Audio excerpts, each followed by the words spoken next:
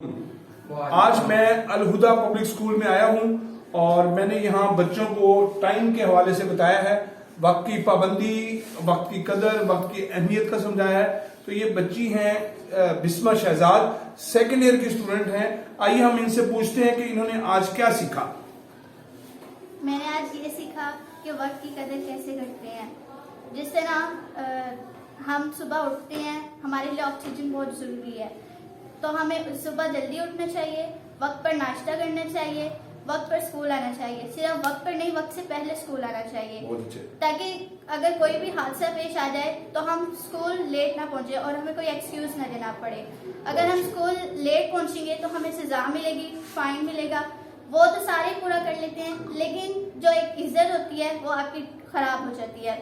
اسی طرح وقت پہ لیکچرز لینے چاہیے، وقت پہ اپنا کام کرنا چاہیے۔ ایک طالب علم کی یہ نشانی ہے کہ وہ اپنا کام وقت پہ کرتا ہے۔